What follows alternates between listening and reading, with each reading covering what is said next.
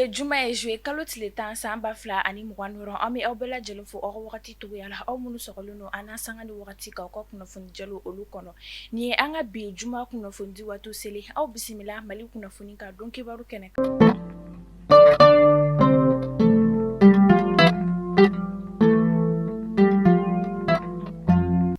Bi kunnafoni gale bɛ tali kɛ état-major général des armées ka kunnafoni dilo olu kɔnɔna na kunu joué kalo tile 9 san 2026 état-major général des armées an ka wolomasiri tabaaw ka ɲɛmaa kunnafoni di kɛ k'a jira ka fɔ an ka wolomasiri tabaaw n'u dɛmɛbagaw ka wuli ka jɔbɔrɔw bonyana kosɛbɛ ni ka bɔ banbagaci wale tigilama GNIM fo ka taa se EFELA mɔgɔw ma ANAFIS marabolo kɔnɔna na ani Tamarachette min sen fɛ kunnafoniyaw y'a jira ka fɔ an ka wolomasiri tabaaw ye ci 13 de kɛ nin yɔrɔ kofɔlen na min sen fɛ u ye dankarikɛ banbagaci wale tigilamaw ka kɛlɛ kɛ mobili 6 o la fo ka taa se pick-up 1 ale ma ani ka dankarikɛ banbagaci wale tigilama 100 ani caman olu ka ɲɛnamaya la état-major général des armées bɛ faso jama ladɔnniya an ka wolomasiri tabaaw cɛsirilen don kosɛbɛ yaasa lakanako ale ni basigi bɛ se ka sabati an ka jamana marabolo kɔnɔna na ni ka taa tugu banbagaci wale tigilama kulu bɛɛ lajaralen na. Ka sanga ni siman da gɛlɛyali ye an ka jamana kɔnɔna na araba don joué kalo tile 8 san 2026 an ka jamana cakɛyɔrɔ min bɛ ni olu ka baara ɲɛsinnen don jago koɲɛw ma DGCC direction générale du commerce et de la concurrence olu mɔgɔw ka wuli ka jɔbɔrɔw bonyana kosɛbɛ ni ka kɛnkaleri dɔ ale datugu k'a da ka u kɔni tun b'a la ka dɔ de fara siman ale sɔngɔ kan min tɛ jamana ɲɛmaaw ka fɔlen o siratigɛ la DGCC mɔgɔw ka wuli ka jɔbɔrɔw bonyana kosɛbɛ ni ka nin kɛnkaleri kofɔlen ale datugu min sen fɛ a laɲininen don maa o maa n'i ye dɔ fara siman ale sɔngɔ kan min tɛ jamana ɲɛmaaw ka fɔlen i ni ɲangi min ka kan o bɛ da i kan. Siraba kasara kɛra sababu ye ni ka maa 3 bɔnɛ u ni na tɛnɛ don joué kalo tile 6 san 2026 kunnafoniyaw y'a jira k'a fɔ Welesebugu masurunya la kɛrɛnkɛrɛnnenya la Bamakɔ ni Guana sira cɛ voyage car mobile dɔ ale binna ni ka maa 3 olu bɔnɛ u ni na min sen fɛ maa caman olu banana o de siratigɛ la an ka jamana marabagaw b'a laɲini fɛn min ye mobile bolilaw ye u k'u hakili to u yɛrɛ la ni ka mobile boli ni hakilisigi ye an bɛ dugawu kɛ Ala ka hinɛ banbagatɔ olu la.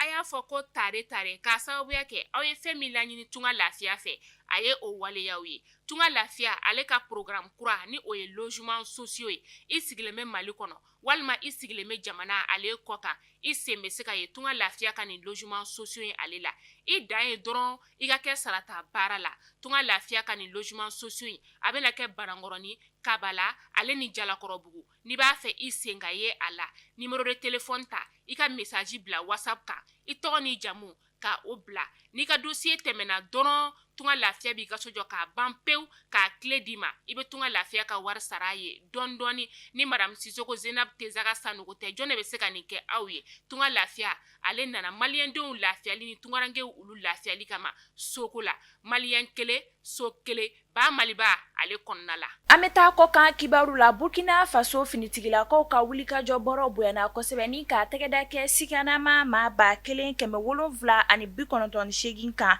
tile 56 baaraw olu kɔfɛ min sen fɛ u ye tɛgɛda kɛ ɲɛnaminimafɛn caman ale ni marifa caman kan ni ma kofɔlen ninnu bolo an bɛ wagati min na i ko sisan fɛn min ye sikanama 625 ye o bɛ kiiri tigilamaw ka bolo kan Burkina Faso jamana kɔnɔna na.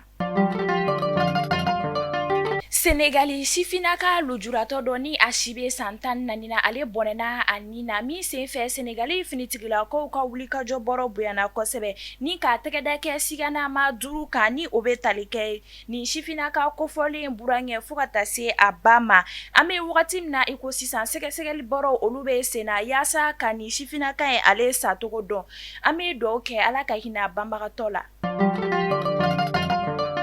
Mali kunnafoni bɔlɔlɔ sira lajɛbɔ aw minnu sɔgɔlen don an sanga ni wagati ka ka kunnafoni jɛlo olu kɔnɔ nin bɛ dan sigi an ka bi juma kunnafoni dilo olu la aw k'an bɛɛ kunnafoni dikɔrɔ olu kɛnɛ kan an bɛ dugawu kɛ Ala ka lakana ale ni basigi sabati an ka jamana kɔnɔna na.